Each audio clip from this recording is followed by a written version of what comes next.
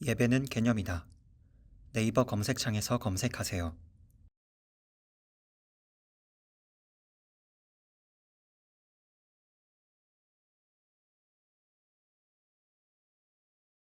하나님 말씀 보시겠습니다. 하나님 말씀 마태복음 5장 31절과 32절입니다. 지난 본문하고 같은 본문입니다. 하나님 말씀은 마태복음 5장 31절과 32절 말씀 신약성경 6페이지입니다. 신약성경 6페이지 마태복음 5장 31절과 32절 말씀 찾으셨으면 제가 봉독하겠습니다. 또 일러스되 누구든지 아내를 버리거든 이혼 증서를 줄 것이라 하였으나 나는 너희에게 이르노니 누구든지 음행한 연고 없이 아내를 버리면 이는 저로 간음하게 함이요 또 누구든지 버린 여자에게 장가드는 자도 간음함임이라. 아멘. 이 시간은 이혼에 대한 실제적 문제라는 제목으로 하나님 말씀 증거하도록 하겠습니다. 산상수훈 22번째 강의죠. 이혼에 대한 실제적 문제. 여러분, 여성의 인권을 기독교만큼 중요시 여기는 종교는 사실 없습니다. 여러분들 다른 어떤 여러 종교를 보십시오. 이슬람이 여성의 인권을 생각을 하나요? 불교가 여성의 인권을 생각하나요? 유교가 여성의 인권을 생각하나요?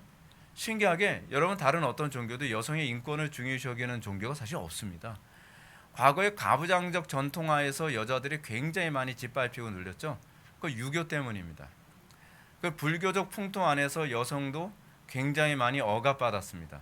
뭐 이슬람은 두말할 이유도 없죠.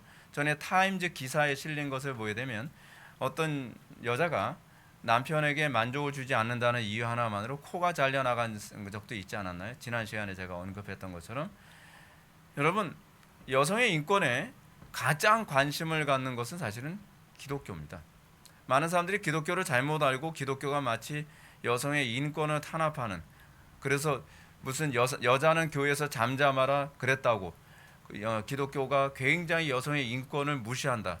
그거는 모르는 일입니다, 여러분.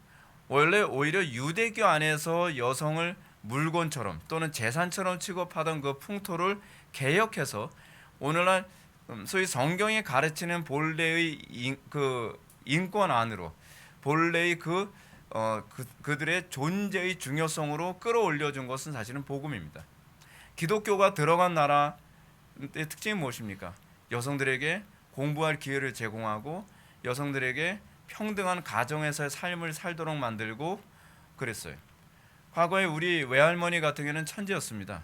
우리 외할머니는 어느 정도 천재였냐 하면 한 번 들은 거 무조건 기억하고요. 한 번 본 건 그냥 다 기억해요.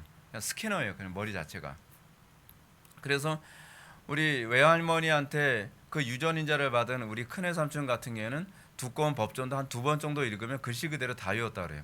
그래서 시험이 어렵다라는 말을 이해를 잘 못하는, 그래서 우리를 굉장히 당황스럽게 하는 분이 우리 큰애 삼촌이었는데 우리 외할머니가 그런 지능을 가지고 있었어요. 근데 글씨를 몰랐어요.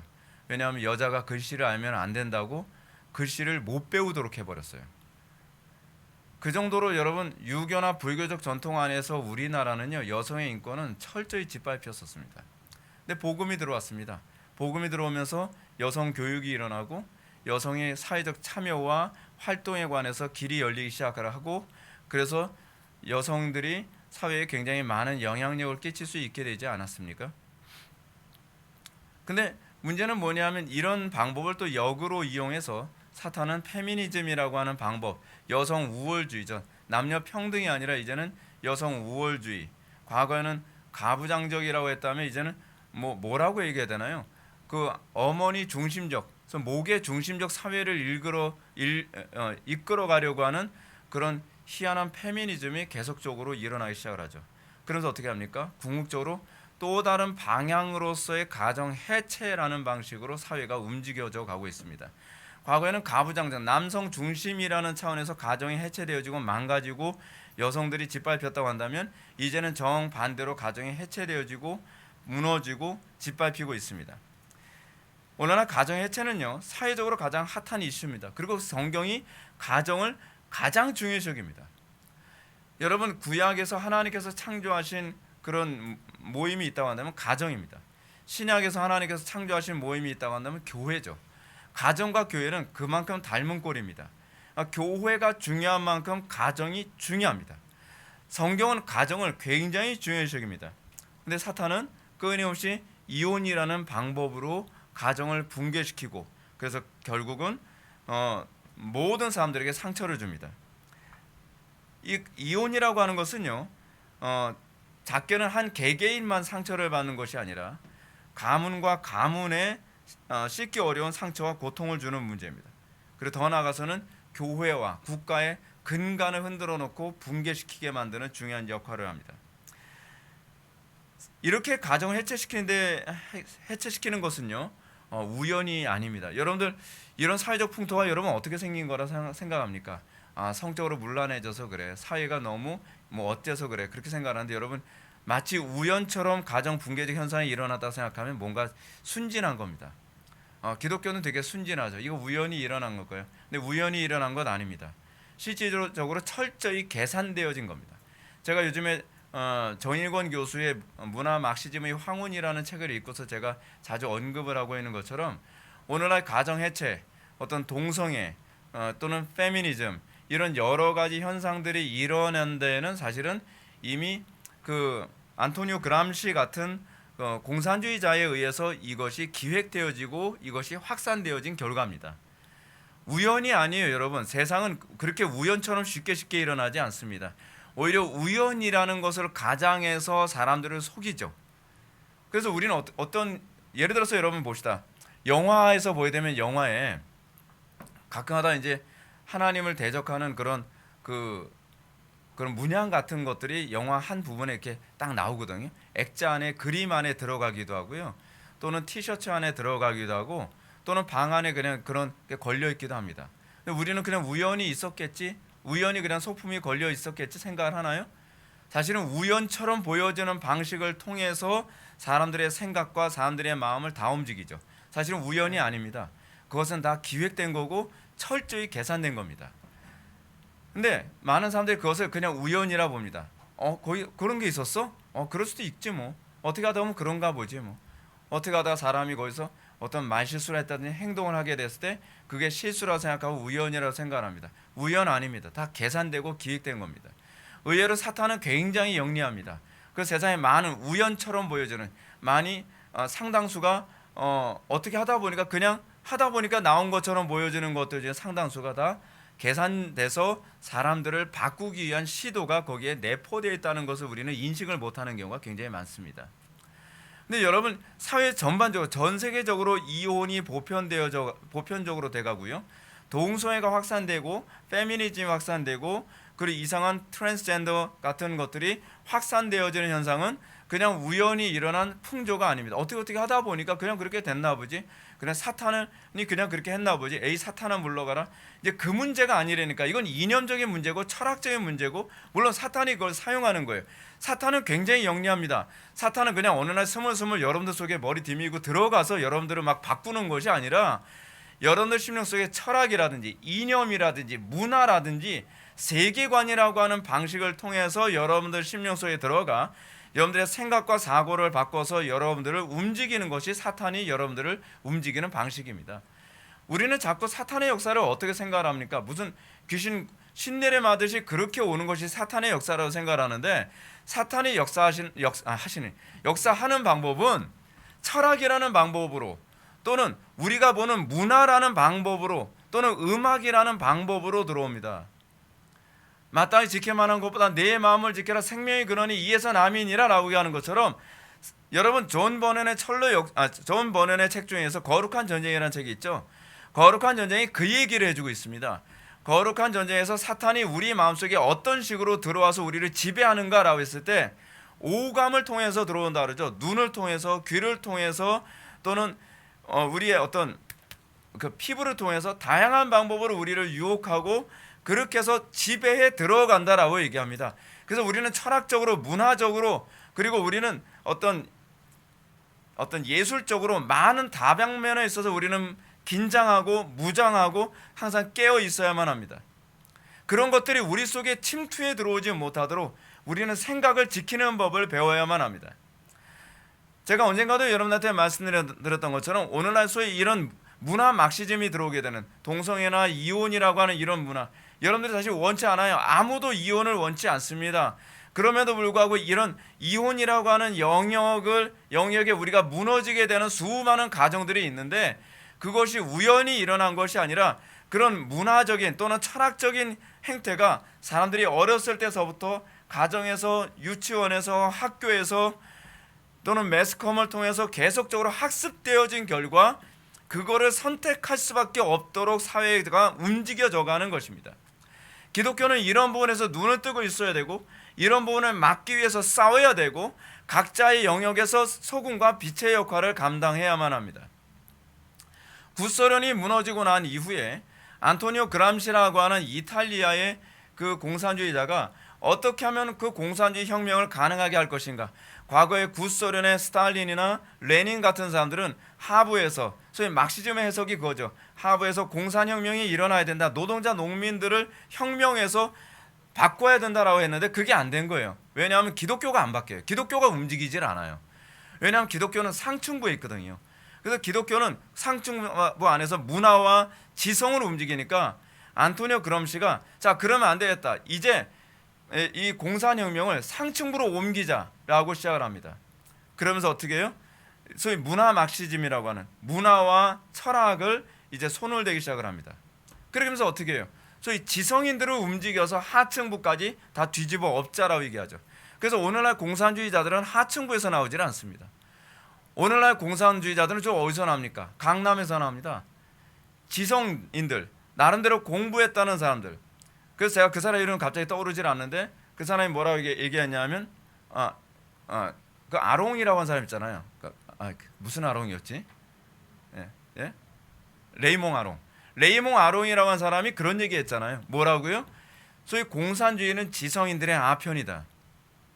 소위 지성인들이 지성적 노름하기 위한 그 아편으로 사용하는 것이 소위 공산주의라는 거죠. 레이몽 아롱의 지적이 아주 적절합니다. 그렇게 해서 오늘날 소위 상층부, 소위 배웠다고 하는 지식인들이 뇌가 썩어가는 거예요. 머리가 썩어가면서 그것이 사회에 어떻게 해요? 페미니즘, 동성애, 트랜스젠더, 그런 어떤 여러 가지 이런 사회적 현상을 통해서 가정을 해체해 나갑니다. 그러면서 안토니오 그람시가 이렇게 얘기합니다. 그래, 기독교를 해체시키는 가장 적절한 방법은 성을 타락시키는 것이다. 성이 타락하면 가정이 해체가 되고, 가정이 해체가 되면 교회가 해체되어지고, 그러면 기독교는 없어지게 될 것이다. 그렇게 해서 궁극적으로 교회를 붕괴시키기 위해서 이런 문화 막시즘이라고 하는 성적인 해체로 들어가게 되는 것입니다. 이렇게 가정이 파괴되면 그 다음에 나타나는 현상이 뭐죠? 여러분, 가정이 해체되면 그 다음엔 청소년 문제가 반드시 나오게 됩니다. 안정되지 못한, 행복하지 못한 지옥과 같은 가정에서 자란 아이들이 어떻게 자랄까요? 마치 이거와 똑같아요. 여러분들 집에 하지는 마세요. 개나 고양이를 맨날 학대해 보십시오. 개나 고양이에게 정서적인 불안정을 갖게 만들어 보십시오. 어떤 페미니스트는 여자인데 개가 순놈이라고 개를 지속적으로 학대를 해요. 그래서 꼬리 잡고 흔들고 막 돌리고, 그건 개 죽이는 거거든요. 그러니까 개가 완전히 그 애완용 개니까 저항도 잘 못하고 개가 풀이 죽었어요. 풀이 죽었는데 풀이 죽은 상태에서 먹여주니까 먹는다고, 저 봐, 저 순놈 저게 저렇게 두드려 맞고서도 처먹는 거 봐. 그러면서 악마 같은 웃음으로 쳐다보고 그걸 영상을 올려요. 얼마나 악마스럽습니까? 저는 그거 보고서요 정말 구역질이 날 것 같더라고요. 어떻게 사람이 저렇게 악마스러울 수가 있지? 근데 여러분, 그렇게 산 개가요 정상적인 멘탈을 갖지 못합니다. 근데 문제는 뭐냐, 가정 안에서 그런 일이 비일비재하게 굉장히 많이 일어나고 있다는 거예요. 차마 말로 표현할 수 없을 만큼 끔찍한 가정 해체가 부모들의 이런 잘못된 세계관들, 어렸을 때서부터 배운 실존주의 교육 또는 페미니즘적 교육, 그리고 반성경적인 교육, 문화 막시즘적 교육이 머릿속에 들어와서 부부간은 맨날 치고받고 싸우고 서로 쟁탈전하고, 그리고 엄마는 엄마대로 바람피고 남편은 남편대로 바람피고, 그러면서 또 싸우고, 그런 상태에서 자란 아이들의 정서가 과연 어떻게 될까요? 그래서 자동적으로 나타나는 것이 청소년 문제가 나오게 됩니다. 근데 청소년 문제로 나오게 되는 이유가 뭐냐 하면, 소위 공산주의자들은 그렇게 해서 아이들로 하여금 부모로부터 떨어져 나게 만드는 게 목적이에요. 아이들과 부모가 떨어져 나가야만 공산주의 교육이 들어가거든요. 부모가 공산주의 교육 틀렸어, 그거는 사상적으로 맞지 않아, 그러면 아이들은 절대로 안 받아들이거든요. 그러니까 부모와 원수 관계를 만들면 그 다음에서는 학교나 유치원, 그렇지 않으면 대학교에서 아이들을 가르칠 때 아이들이 자동적으로 이 사회에 대한 혐오감 때문에 공산주의를 그냥 스펀지처럼 흡수를 해버리고 맙니다. 걔네들이 나중에 뭐가 되냐면 홍위병이 됩니다. 홍위병. 어른들에 대한 혐오, 기성세대에 대한 혐오. 그래서 기성세대들을 죽이고 짓밟는 데 앞장서게 되는 것이죠. 그러면서 점점 사회가 붕괴되고 무너져 가는 거죠. 근데 문제가 뭡니까? 사람들이 다 동의합니다. 그래, 오늘날 가정 해체는 굉장히 심각한 문제야. 가정이 회복해야 돼. 가정이 바로 서야 돼. 부부가 바로 서야 돼. 다 이 부분에 대해서는 동의하죠. 문제 의식에 대해서는 인식을 해요. 동의를 해요. 그런데 문제가 뭐냐면 아무도 해결책을 찾지 못합니다. 당연하죠. 해결책은 어디서만 나와요?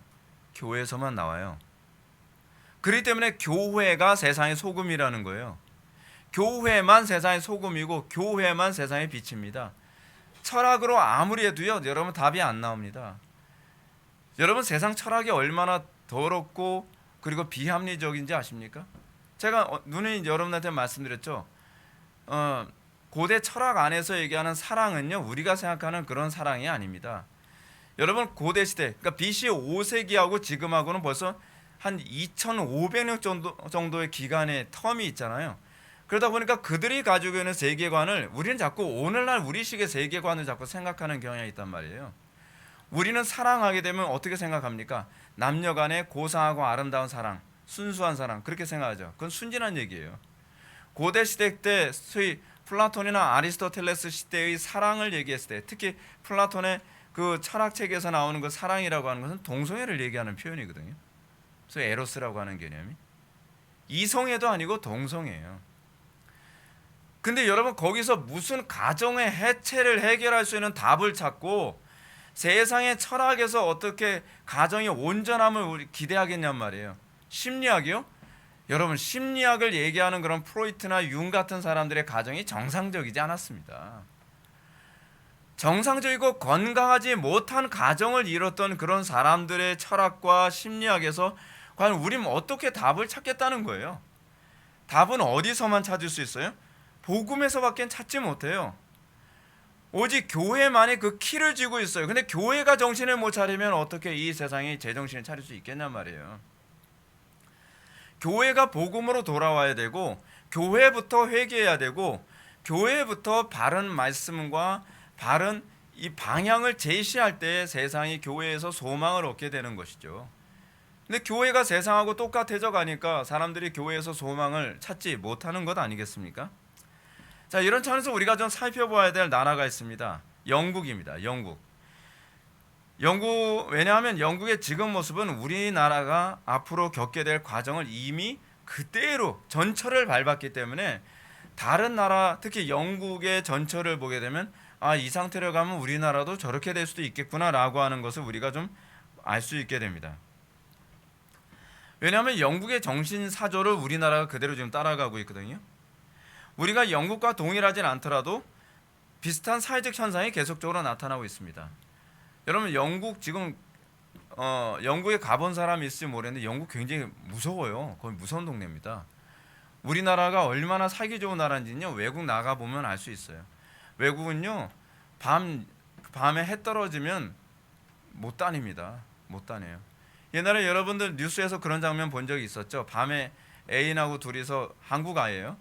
한국 청년인데 둘이서 영국에 갔다가 백인이한테 영국이한테 동양애라고 맥주병으로 입을 맞아가지고서 난리 났던 적 있잖아요. 이 치아가 전체가 다 흔들거리게 됐다는 거예요. 단순히 동양인이라는 이유 하나만으로 밤에 다니는 것이 얼마나 무서운지 몰라요. 그런데 저는 밤에 다녔댔어요. 가이드가 길을 못 찾아서 여기인가 제가 뒷골목 갔는데 무서워서 진짜 죽는 줄 알았어요. 아니 여기를 왜 데려와요? 아니 음식점을 찾는데 여기밖에 없는 것 같고 거의 여기 문 닫았네. 근데 시커먼 아저씨 올 때는 이거 총 들고 나올까봐 걱정이고 막 얼마나 무서운지 몰라요. 근데 여러분 우리나라는 뒷골목 간다 해서 별로 안 무섭잖아요. 네. 근데 여러분 영국의 사조를 우리나라가 그대로 따라가고 있습니다. 제가 지금 통계를 2001년 통계를 가지고서 여러분한테 말씀드릴 텐데요. 영국이 이렇습니다. 첫 번째로 영국의 사회적 풍토는요. 어린 나이에도 성적인 경험을 할 수 있는 사회적 풍토입니다. 우리나라 지금 그대로 좀 가고 있죠? 그대로 가고 있습니다. 실제로 2001년 기사로 실린 글을 읽어보니까 영국은 그 당시에 이미 법적으로 남녀가 성관계를 해도 되는 법정 연령을 20세에서 18세로 18세에서 16세로 줄였어요.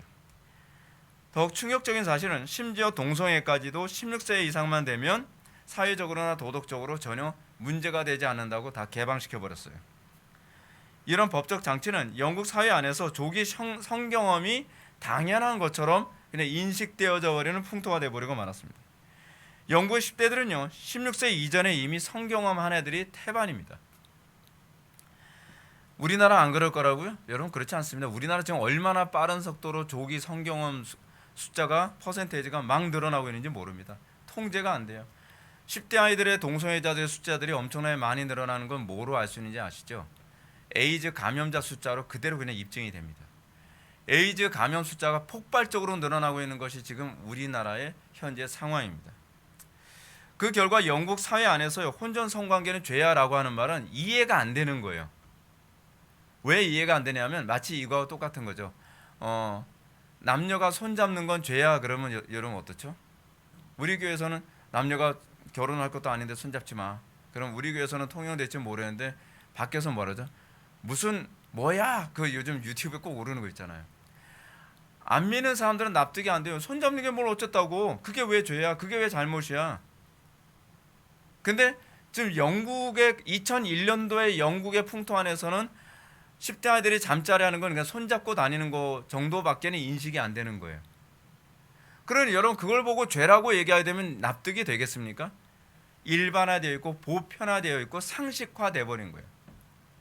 이게 상식화되어지는 것만큼 무서운 게 없습니다.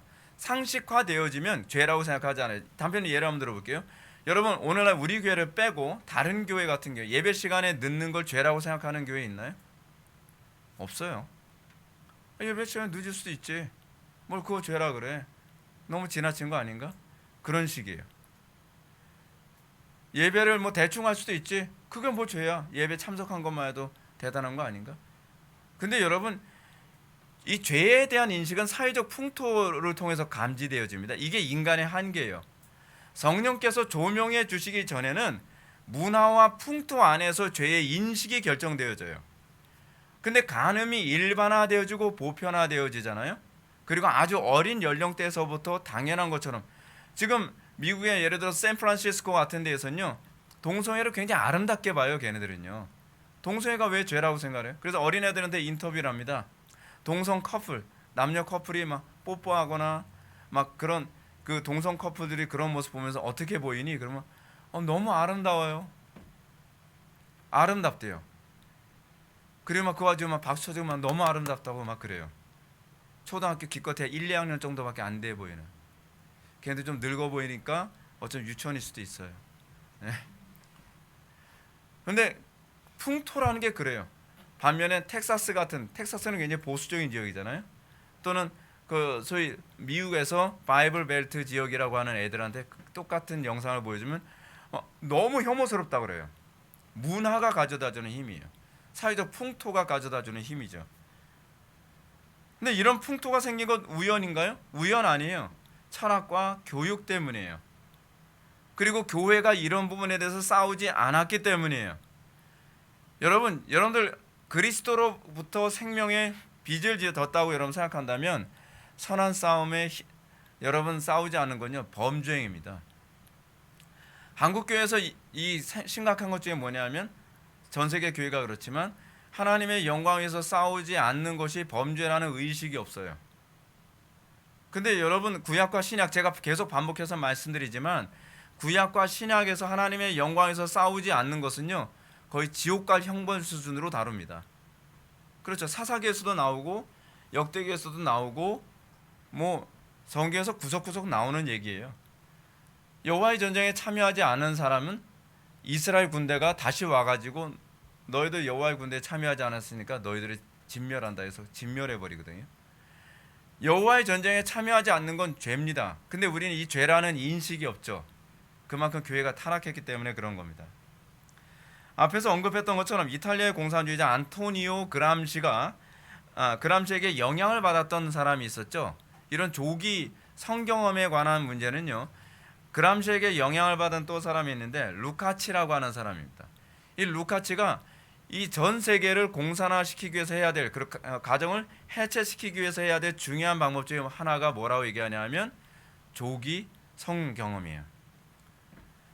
그래서 루카치는 서구 막시즘의 창시자라고 불리는데요, 온 세상을 공산화시키기 위해 문화 테러리즘이라고 하는 기관을 조직했습니다. 문화 테러리즘이라고 하는 기관. 그래서 이 사람이 어떤 사람이냐면 헝가리의 문화부 장관까지 지낸 사람이에요. 문화부 장관을 지내면서 이 문화를 어떻게 음란하게 다 뒤집어 놓을 것인가를 해서 뿌리부터 근간을 흔들어 놓은 것이 바로 루카치입니다.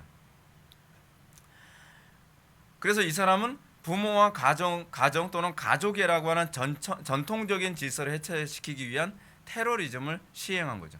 그건 거의 테러예요. 가정의 테러이고, 그리고 사회의 테러이고, 교회의 테러예요. 그 사람들은 이 테러를 물리적인 테러가 테러라고 생각하지 않아요. 이 사람들은 세계관을 통해서 테러를 하자라고 생각한 거예요. 근데 여러분, 세계관을 통해서 하는 것 또한 테러일 수 있다는 생각을 하나요? 물리적인 테러만 테러라고 생각하죠. 근데 루카치는 그렇게 생각을 하지 않아요. 문화적인 테러를 시행하자, 철학적인 테러를 시행하자. 그래서 가정을 근본부터 완전히 뿌리째 해체시켜버리자. 그 결과가 전 세계 조기 성교육이라고 하는 방식으로 나가죠. 요즘에 유치원에서도 여러분 조기 성교육하면서 어떻게 합니까? 아주 노골적으로 거의 음란물 수준으로 조기 성교육을 하죠. 성애화시키죠. 그래서 아이들을 어렸을 때서부터 이 결혼 전에 관계 맺는 것이 죄라고 하는 인식을 아예 갖지 못하도록 근본부터 아예 말살을 시켜버리는 거예요. 여러분 생각해 보십시오. 천진난만해야 할 나이에 성에 대해서 눈을 뜬 아이가 과연 어떤 현상이 나타나야 될까요? 동심이 있어야 되고 순수해야 될 나이가 있습니다. 그 나이를 거치면서 하나씩 하나씩 성숙하게 되고, 그것 또 몰라도 되는 나이가 있는데 몰라야 될 나이에 쓸데없는 것을 많이 알게 만들어서 아이들을 영혼과 정서를 다 파괴시킨다고 생각을 해봅시다. 그럼 그 아이들은 어떻게 될까요? 아이들이 본성에 충실한 아이들로 큽니다. 동물처럼 사는 게 당연한 거라고 생각을 하는 거예요. 어린아이들에게 복음이나 혼전 순교를 같은 거 귀에 안 들어옵니다. 여러분 교회 안에서 여러분 그 조기 성애에 빠진 아이들이 하나님 말씀 귀에 들어올까요? 에이, 저렇게 뭐 어떻게 살아? 다른 친구들 다 그렇게 사는데 우리 교회는 막혔어. 뭐 이런 식이 되겠죠. 여러분 이런 말이 있습니다. 한 사람을 교육시키기 위해서는요, 한 마을이 필요하다는 말까지 있습니다. 여러분 교회에서 왜 저는 교회가 중요하다고 생각을 하냐면, 교회의 아이들이 건강하게 크기 위해서는 강단에서 바른 말씀만 증거하는 거로는 안 됩니다. 공동체 전체가 아이들 한 명 한 명이 건강하게 클 수 있는 문화를 만들어주는 것이 중요합니다. 저는 이번에 우리 교회가 예배당을 이전하는 것에 대해서 굉장히 제가 기쁘게 생각을 하는데요. 그 이유가 뭐냐면 자체 건물 안에서 아이들이 사회적으로 이런 음란한 문화와 최대한 격리되어 있고, 그리고 공원에서 뛰어놀고, 그러면서 아이들이 건전한 어떤 문화적 풍토 안에서 살게 만드는 것이 또한 우리 기성세대가 해줘야 될 중요한 역할이라고 생각하기 때문에 그렇습니다. 아이들이 순수하게 크고 아이들의 가정이 행복하다고 생각하고 아이들이 교회는 너무 좋은 곳이라고 하는 인식을 가질 때에 이 아이들이 기성세대가 됐을 때 어떻게 해요? 건강하고 아름다운 가정을 꿈꾸게 될 것이고, 또 이 중에서 목회자가 나오면 나는 그렇게 행복했던 교회의 기억이 있어. 나는 그런 교회를 나도 목회해보고 싶어. 그렇게 생각하지 않겠습니까? 근데 저는 사실은 교회 생활에서 행복했던 기억이 없어요. 여러분들 제 설교 들으면서 느낀 게 있으실 텐데요. 저 주일학교 때 교회 얘기를 거의 한 적이 없습니다. 저는 초중 고등학교 생활하면서 교회에서 행복했던 기억이 없기 때문에 그래요. 그게 저에겐 굉장히 아픔이에요. 근데 이게 저만의 아픔이 아니라니까요. 한국 교회의 수많은 청소년들과 청년들이 초중 고등학교에서 행복했던, 은혜로웠던 그런 기억이 없어요. 할 얘기가 없는 거예요. 자녀들에게도 그런 걸 해줘야 되는데 할 얘기가 없는 거예요. 교회에서 아름다운 추억 같은 게 없는 거죠. 그러면 다음 세대에서 과연 아름다운 교회를 기대할 수 있나요? 힘들죠. 뭐 저 같은 돌연변이가 나올 수도 있겠죠. 근데 굉장히 어렵겠죠. 뭔가 경험한 게 있어서 그걸 근거로 해서 그래야 되는데, 우리는 그런 풍토를 만들어줘서 정말 건강하고 아름답게 성장하는, 정말 예수 믿는 것이 행복한 것이고 가정은 행복한 것이라고 하는 이 풍토 안에서 한 세대가 만들어져야 되고, 그럼 그 세대가 또 그런 세대를 만들어낼 것이라고 믿습니다.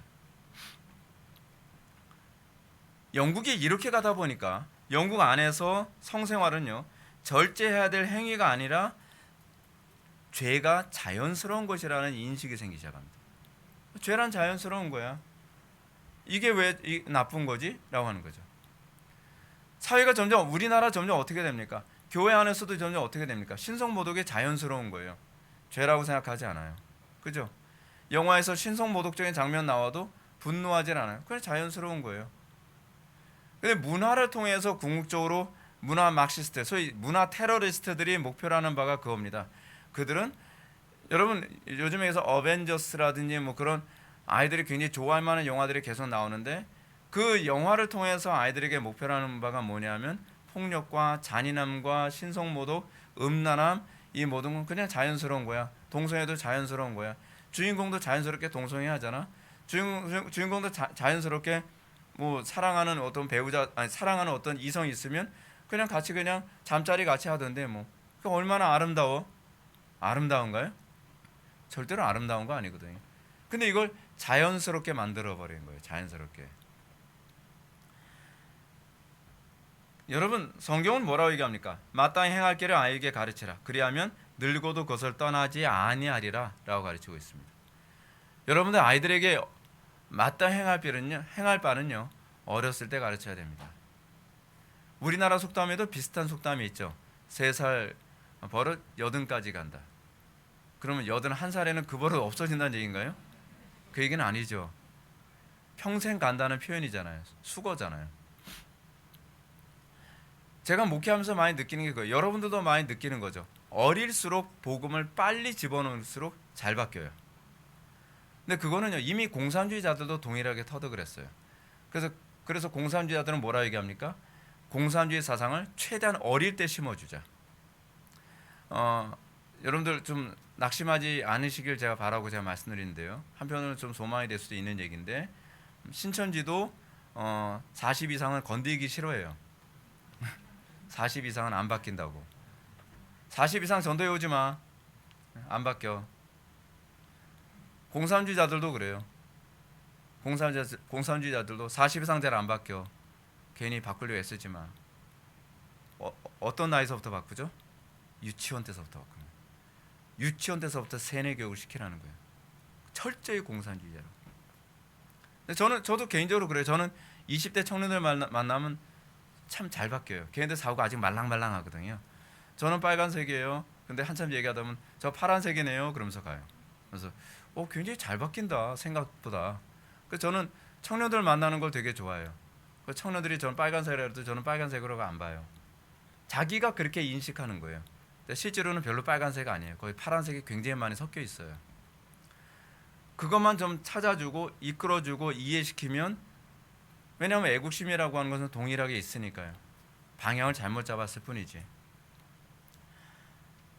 여러분, 성경의 가르침 우린 충실합시다. 어렸을 때 여러분들 아이들 신앙 심어주는 거, 그 좋은 기회를 제발 유치원에 맡기지 마십시오. 학교에다 맡기지 마십시오. 제가 아이들을 홈스쿨링한 이유가 뭐냐면 이 말씀 때문이에요. 마땅히 행할 바를 어떻게 해요? 아이에게 가르치라. 그러면 늙어도 그 길을 떠나지 아니하리라 라고 믿기 때문에 그렇습니다. 여러분들 편하게 신앙생활을 생각하지 마십시오.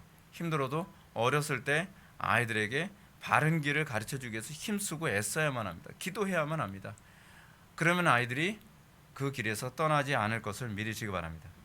근데 우리나라 현재의 모습이 점점 영국을 따라가고 있죠. 영국을 따라가는 이유가 뭐냐면 그 세계관, 그 문화 막시즘이 그대로 우리나라에 들어왔기 때문에 그렇습니다. 오늘날 우리나라 청소년들의 성경험은 그 연령층이 점점 낮아지고 있습니다. 그리고 초등학교 수준까지도 떨어지고 있죠. 세상 풍토가 이렇게 점점 아이들을 압박하고 망가뜨리고 지옥으로 만들고 있습니다.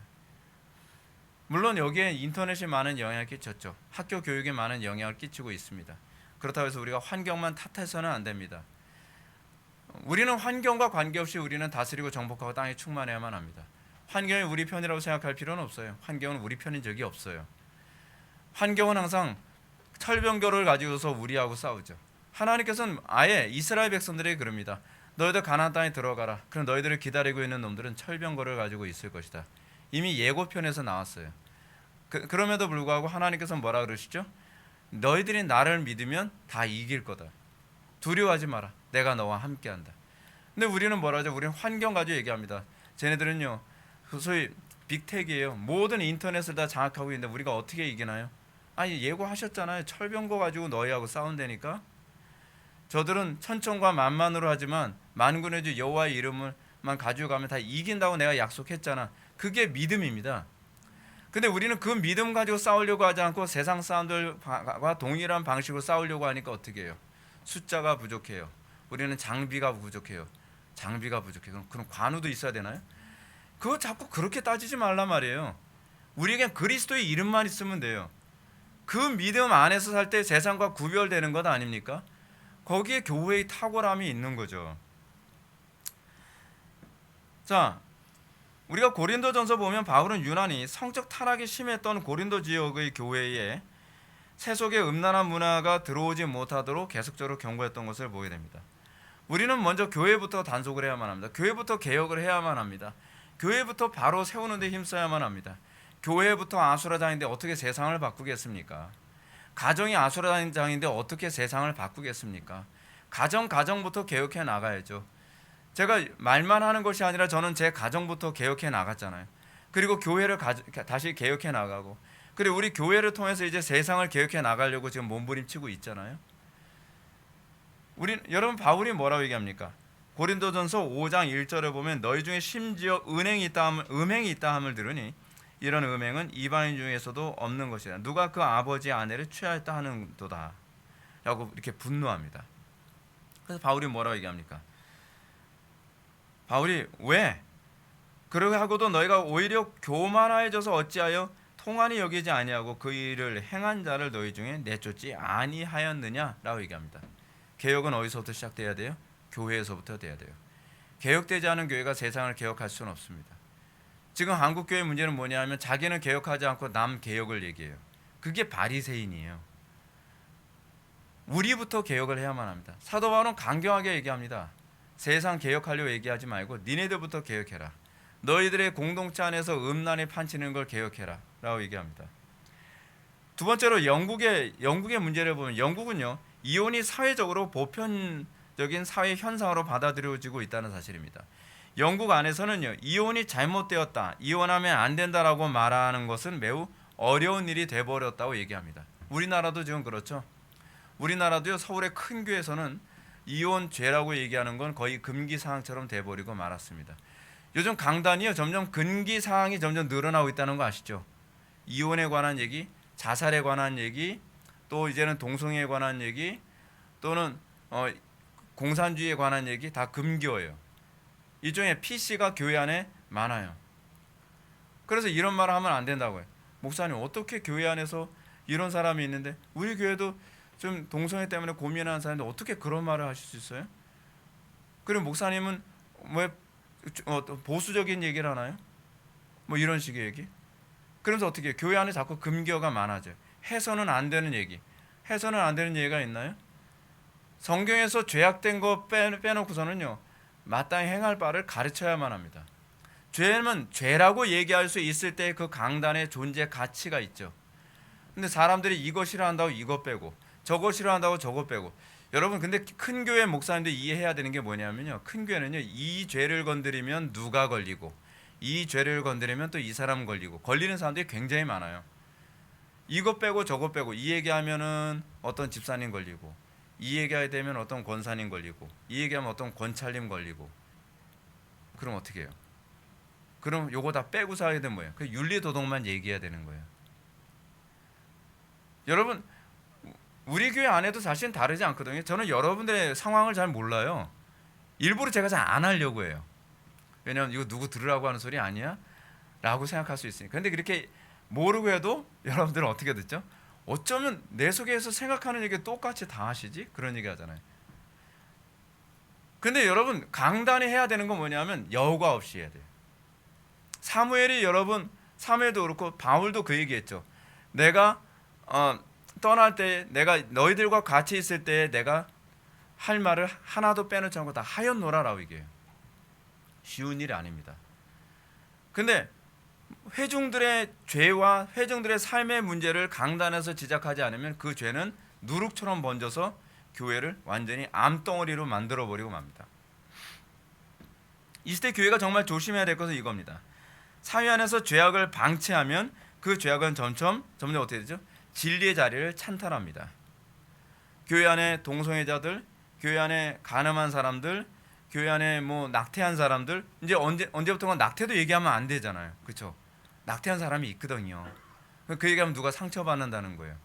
그리고 이것저것 다 빼면 도대체 교회에서 뭘 얘기해야 되죠? 딱 하나 있죠. 사랑합시다. 판단하지 맙시다. 서로 포용해 줍시다. 그러면 좋죠. 근데 그렇게 되면서 어떻게 하죠? 그러면서 낙태하는 사람 숫자가 우후죽순처럼 늘어나죠. 이혼한 사람 우후죽순처럼 늘어나죠. 간음하는 사람 우후죽순처럼 늘어나죠. 동성애자가 우후죽순처럼 늘어나죠. 공산주의자들이 우후죽순처럼 늘어나죠. 조그만 누룩 하나를 허용하면 그 누룩이 온 빵덩이를 다 부풀게 만듭니다. 사람들이 상처받을까 봐가 아니라 하나님이 상처가 받을까 봐 좀 걱정하셔야 됩니다. 강단에서 하나님께서 원하시는 얘기는 가감하지 않고 선포할 때에 거기서 비로소 세상이 소금과 빛의 역할을 할 수 있는 겁니다. 교회에서조차도 말을 못한다면 세상이 어떻게 얘기할 거예요? 그런데 세상 나가서도 얘기해야 될 게 아니에요. 근데 세상이 점점 그런 현상으로 돌아가고 있습니다. 문제가 이거죠. 오늘날 여러분 강단은 어떻습니까? 예배 시간에 설교는 30분을 넘어서면 안 됩니다. 그리고 오늘날 강단에서는 결코 하나님을 찬양하면 안 돼요. 회중들을 찬양하라. 찬양하라. 찬양하라. 회중들을 찬양하라. 숭배하라. 숭배하라. 회중들을 숭배하라. 그게 오늘날 강단 메시지의 방향이죠. 회중들의 죄를 지적하는 건 이상한 목사죠. 회중들을 불편하게 만드는 건 이상한 목사입니다. 아니 왜 목회를 저따위로 해? 근데 여러분, 강단의 존재의 목적은 하나님을 섬기는 데 있거든요. 언제부턴가 하나님을 수종하는 사람들이 아니라 하나님이 회중들을 수종하게 설교해야 된다고 생각합니다. 그런데 이런 문제가 이혼과 동성애자들에 대한 태도로도 그대로 나타나죠. 이 시대 교회는 사회적 대세에 휩쓸려서 강단에서 소위 큐어 문제 같은 것도 이제 언급하면 안 돼요. 왜냐하면 사람들이 겉으로 언급을 안 해서 그렇지 회중들 가운데에 동성애적 마인드를 가지고 있는 사람들이 있거든요. 회중들 가운데에 영적으로 굉장히 심각한 문제가 있는 사람들이 있거든요. 근데 이 얘기를 안 하면 그 사람들은 회복될 기회가 없습니다. 이것이 죄라고 생각할 기회조차도 주어지지 않는 겁니다. 여러분, 마태복음 19장을 보면 이혼에 대한 예수님의 가르침이 나오죠. 여기서 바리새인들은 예수님께 묻습니다. 사람이 어떤 이유가 있으면 그 아내를 버리는 것이 옳으니까? 이거 질문이 맞나요? 틀리나요? 질문 자체가 틀렸죠. 왜냐하면 이 질문엔 전제가 있죠. 이혼을 전제합니다. 이혼을 하고 싶은데 어떤 이유가 있으면 가능한가요? 여러분들, 우리는 질문이 맞냐 틀리냐를 잘 봐야만 합니다. 근데 여긴 질문 자체가 틀렸습니다. 어떤 이유가 있으면 그 아내를 버리는 것이 옳으니까? 이에 대해서 예수님이 대답하시죠. 누구든지 음행한 이유 외에 아내를 버리고 다른 데 장가 드는 자는 간음함이니라 라고 대답하십니다. 틀린 질문인데도 대답을 참 잘해 주셨죠. 근데 예수님께서 이렇게 말씀하십니다. 그러면서요, 제자들이 이런 얘기를 하니까 이제 제자들이 좀 혼란스러워하죠. 만일 사람이 아내에게 이같이 할진대 장가들지 않는 것이 좋겠나이다 라고 얘기를 합니다. 무슨 얘기죠? 제자들에게도 이혼은 당연한 거라고 생각한 거예요. 그 당시 문화, 풍토, 거듭난 제자들조차도, 그렇죠? 아니 어떻게 이혼을 안 하면서 살 수 있어요? 좋은 세상인가요? 이렇게 생각을 했어요. 제자들도요. 어떻게 이혼을 하지 않고 살 수 있죠? 그게 어느 정도로 그 당시에 죄가 보편화되어 있고 합법화되어 있고 일반화되어 있는지 알 수 있죠. 제자들조차도 이것이 죄라고 인식하기 어려운 정도예요. 오늘날 우리나라 사회적 풍토가 그렇지 않나요? 불경건이 과연 이것도 죄인가? 라고 생각하는 것들이 굉장히 많이 있죠. 그러나 여기서 우리 주님은 바리새인들과 제자들에게 이런 실현 불가능한 이론을 제시한 건 아니죠. 왜요? 시간이 지나면서 복음이 사회를 바꿨죠. 이것 실현 가능한 사회를 만들었죠. 여러분, 우리 기독교가 존재해야 되는 게 그겁니다. 오늘날 여러분들 이런 풍토 많이 있죠. 목사님, 시대가 바뀌었어요. 시대가 바뀌었는데 어떻게 주일 성수를 그렇게 철저히 할 수 있나요? 어떻게 쉬지 않고 기도할 수 있나요? 어떻게 수요일날 금요일날 다 나올 수 있나요? 저는 풍토가 바뀌었다라고 생각을 하지 않아요. 우리가 타협하고 있다고 생각을 해요. 어떤 전도사님이 저한테 그런 질문을 했었습니다. 목사님은 다음 세대의 트렌드가 어떤 방향으로 갈 거라고 생각을 하세요? 저한테 질문을 던졌어요. 그래서 저는 이렇게 대답했습니다. 난 트렌드가 어떻게 바뀔지에 난 관심이 없어요. 난 트렌드를 어떻게 이끌어갈 것인가에 관심이 있어요. 왜 트렌드에 끌려다닐 생각을 합니까? 벌써부터요? 그렇잖아요. 우리는 기독교는요, 트렌드를 바라보고 따라가는 사람들이 아니라 어떻게 트렌드를 이끌어 갈 것인가를 고민해야만 합니다. 여러분, 세상에 수많은 소위 돈 좀 있다는 사람들, 세상에 권력 있다는 사람들은 그 사람들은 트렌드를 움직일 생각을 합니다. 근데 기독교는 어떻게 살아가죠? 앞으로 미래의 트렌드는 이렇게 가. 그럼 우리는 이 트렌드에 맞춰야 돼. 근데 그 트렌드가 성경적인 방향으로 가는 겁니까? 아니잖아요. 그렇다고 한다면 우리는 그 트렌드를 바라볼 것이 아니라 어떻게 트렌드를 움직일 것인가를 생각을 해야죠. 하나님을 안 믿는 사람들조차도 트렌드를 움직이겠다고 생각을 하는데, 하나님은 온 우주의 창조주이시고 주권자이신 하나님을 믿는다는 우리가 왜 트렌드를 움직일 생각을 안 하냔 말이죠. 생각이 바뀌어야 돼요. 저는 여러분들이 보는 것처럼 우리 교회는 트렌드 안 따라갑니다. 우리 교회가 트렌드 따라갔으면 이렇게 목회를 안 했죠. 저는 세상이 어느 쪽 방향으로 가든 우리는 그래도 일직선을 이쪽으로만 간다 하게 되면 누군가는 들러붙을 거라고 좀 믿어요. 그러면서 트렌드를 움직여가는 겁니다. 다른 교회가 아무리 주의 성수 온전하는 건 불가능해? 아니, 성경이 그렇게 가르친다면 그렇게 만들어야죠. 여러분들 주일날 오전 예배, 오후 예배 이렇게 많은 사람들이 참석하게 되는 거예요. 우연 아닙니다. 제가 몇 년을 싸우는지 아십니까? 10년 넘게 싸웠습니다. 머리가 괜히 허해진 게 아닙니다. 하루아침에 만들어진 게 아닙니다. 근데 여러분, 이런 트렌드가 만들어지고 나니까 여러분들이 우리 교회 와서 주일 오전 예배, 오후 예배 참석하는 거 당연하게 여기게 됐죠. 여러분, 15년 전에는요, 아무도 당연하게 생각하지 않았습니다. 굉장히 짜증냈습니다. 아니, 우리가 직장생활하고 사회생활하고 피곤한데, 그리고 저는 낮 예배 드리고 나서 친정도 갔다 와야 되고요, 볼 일도 있고, 우리 교회에서도 볼 일 볼 수 있잖아요. 화장실 2칸이나 있는데. 아니, 그런데 꼭 주일날 그런 걸 다 해야 된다는 거예요. 그럼 제가 그렇게 얘기하죠. 라이프 스타일을 바꾸세요. 주일날 그거 했던 거 토요일로 미루시든지, 주일날은 온전히 하나님께만 예배하세요. 그게 어떻게 가능해요? 성경이 얘기하고 있잖아요. 그런 사람들이 떠나는 거예요. 떠나면 어쩔 수 없는 거죠. 근데 여러분, 우리가 착각하면 안 돼요. 우리는 트렌드에 끌려다니면 죽는 겁니다. 어디에 나와 있죠? 로마서 12장에 나오잖아요. 너희는 이 세대를 본받지 말고 이 트렌드를 본받지 말라는 거잖아요. 너희는 이 세대를 본받지 말고 하나님의 선하시고 기뻐하시고 온전한 뜻이 무엇인지 분별하라. 분별해야죠. 그리고 우리가 트렌드를 이끌어 가야죠. 성경적으로요. 우리 신앙의 선배들이 트렌드를 이끌었기 때문에 자본주의가 나온 것이고, 우리의 신앙의 선배들이 트렌드를 이끌어갔기 때문에 민주주의가 나올 수 있었던 것이고, 우리의 신앙의 선배들이 트렌드를 이끌어갔기 때문에 일요일은 주일 성수하는 날이라고 하는 이것이 정착될 수 있었던 거예요. 근데 왜 우리는 신앙의 선배들이 했던 그 모습을 안 따라가나요? 우리 신앙의 선배들은 트렌드를 따라간 것이 아니라 트렌드를 이끌어갔는데 우리도 그걸 본받아야 되는 것 아닌가요? 타락해서 그래요. 타락해서요. 생명력을 잃어서 그래요.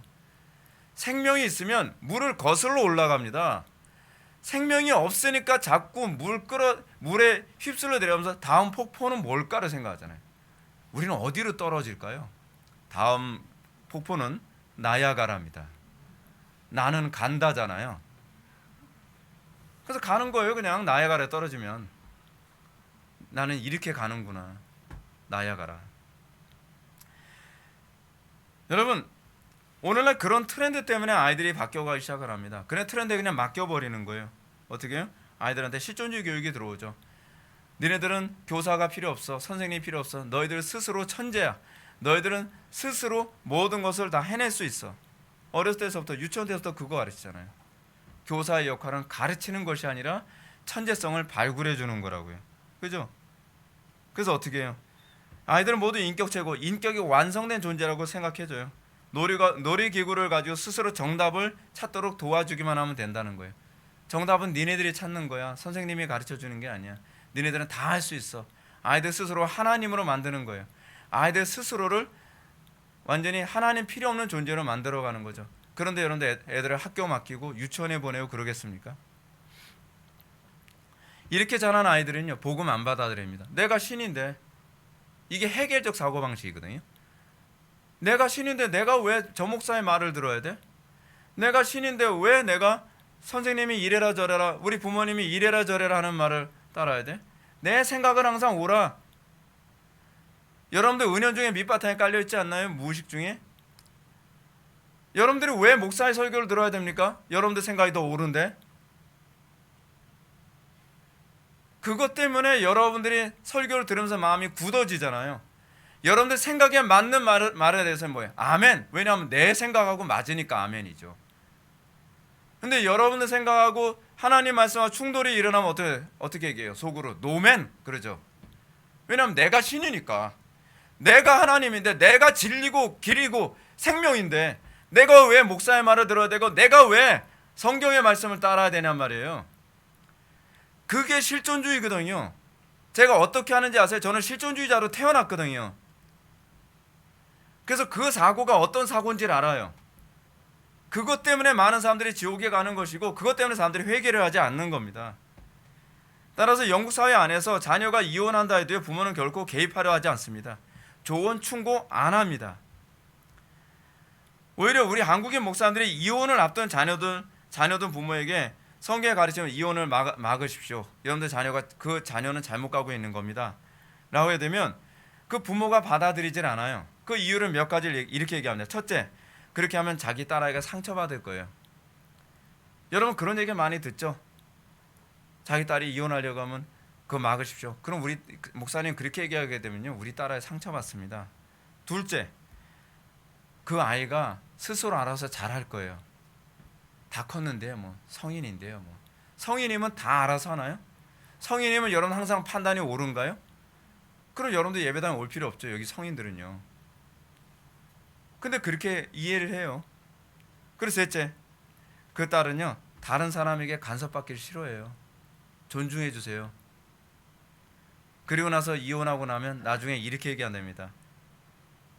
내가 진작 가서 때리든지 소리를 지르든지 아니면 싸우든지 해서라도 이혼을 하지 못하게 했어야 되는데 그냥 인격을 존중해 준다고 하면서 지금 그렇게 놔둔 게 철천지 후회가 됩니다.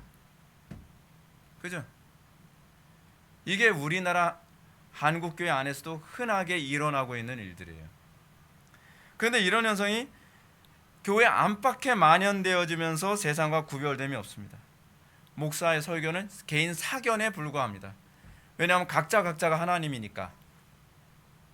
프로타고라스가 얘기했던 것처럼 각자가 만물의 척도죠. 새로운 철학이 아니에요.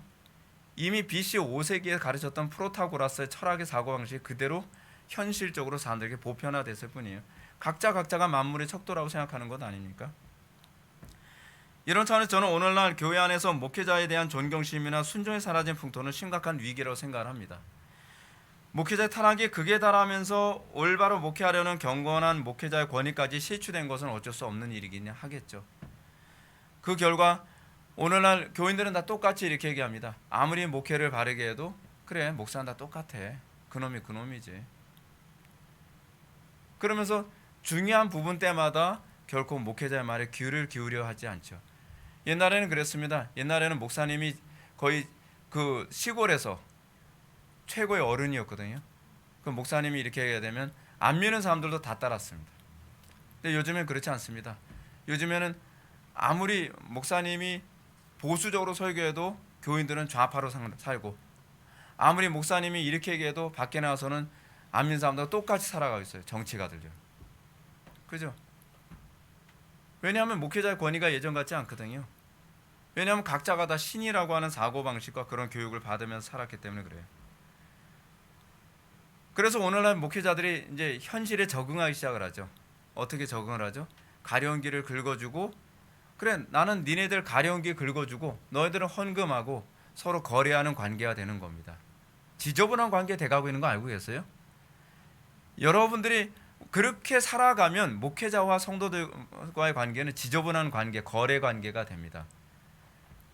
목회자들이 계속 그런 식으로 상처받고, 그리고 등에 칼 맞고, 그리고 실망하기 시작을 하면, 그래, 너무 성도들에게 마음 주고 사랑할 필요 없어.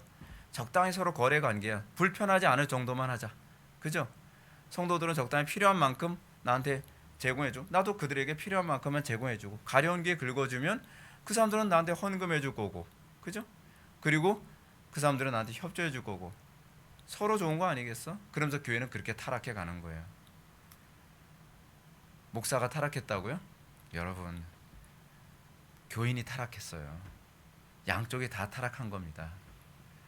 타락하지 않은 목사가 타락하기 힘든 시대에 살고 있는 것이 오늘날 교회입니다. 특히 한국 교회가 유난히 심하다는 거 알고 계십니까? 선교사님들이 선교 나가서 다들 하시는 얘기가 겁니다. 대한민국 교인들만큼 교만하고 대한민국 교인들만큼 다루기 힘든 사람들 없다고요. 전 세계에서 다 유명합니다. 전 세계에서요. 왜냐하면 졸부거든요. 우리나라 사람들은 짧은 시간에 70년 동안에 전 세계의 경제 10대국으로 들어가고요. 또 교육이 굉장히 발달했고요. 미국에서 살던 한인들이 한국에 와보면 뭐라냐면 미래 시대에 와본 것 같대요. 미국은 시골 같다고요. 미국 사람들은 굉장히 아시잖아요. 미국 사람들을 좀 만나본 사람들은요. 좀 순진한 사람들이 많아요. 미국 사람들은. 근데 한국 사람들은 굉장히 영악하거든요. 그래서 선교사님들이 한국에 와서 목회할 마음은 별로 없대요. 그 한국에서 목회하는 목회자들 보면 존경스럽대요. 야, 어떻게 저렇게 해내지? 저 사람들 데리고. 그게 우리 오늘날 한국인의 모습이에요, 여러분. 이게 개혁되지 않으면 우리나라 미래가 어둡습니다.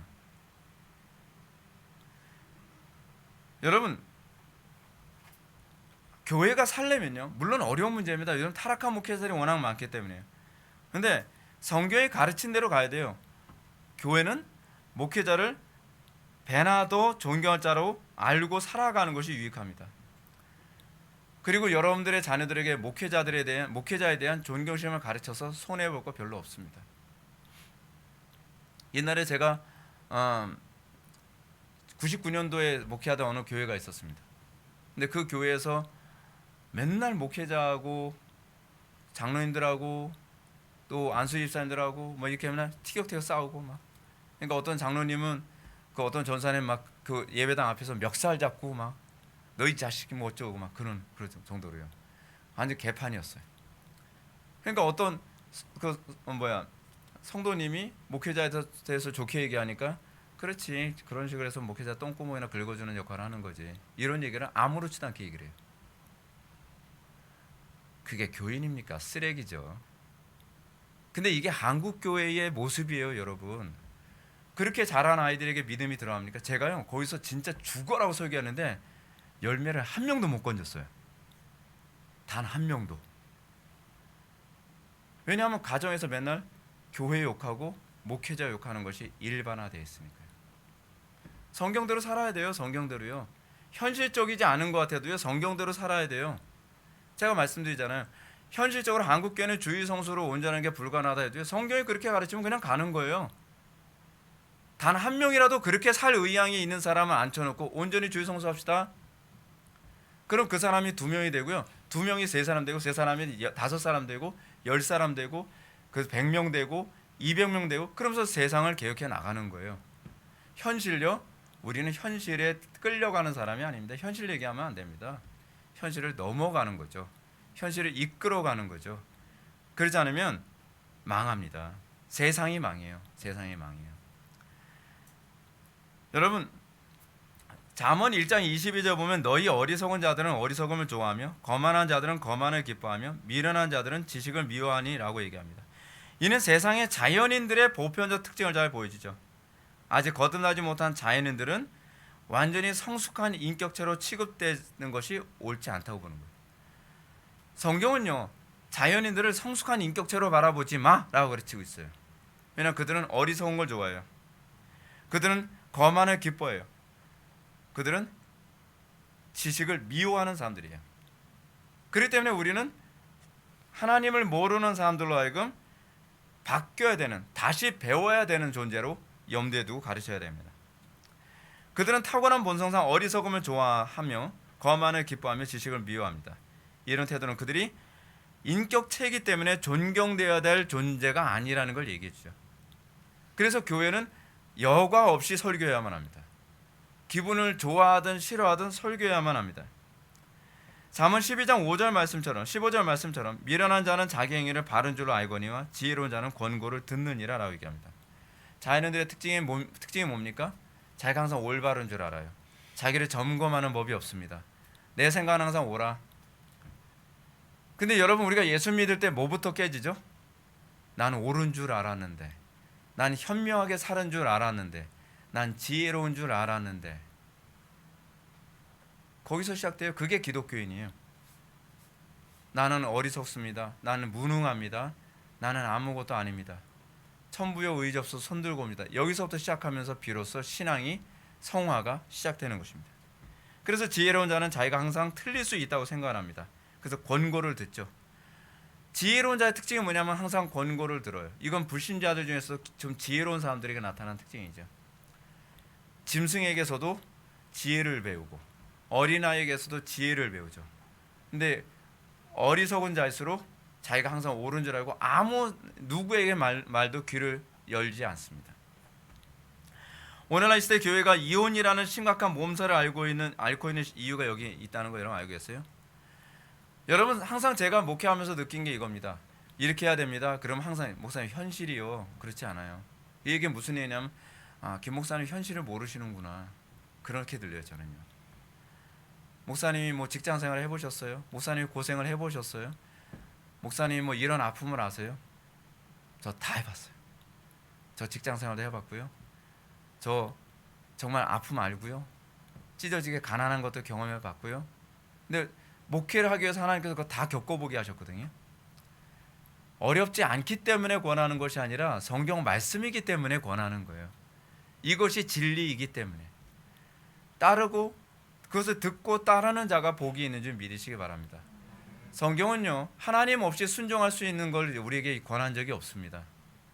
하나님 없이 순종할 수 있는 걸 할 수 있으면 우리가 하나님인 줄 알고 착각을 하죠. 불신자들이 강팍한 이유가 거기 있거든요. 하나님 없이도 난 성공했거든요. 하나님 없이도 자기는 다 했거든요. 그래서 안 믿는 사람들의 특징이 뭡니까? 하나님, 내 주먹을 믿으라 그래. 내가 싸워서 져본 적이 없어 이 자식아. 뭘 하나님을 믿어? 그래서 그 사람은 하나님을 안 믿는 거예요. 자기 머리로 성공해본 사람은요, 하나님 안 믿어요. 왜요?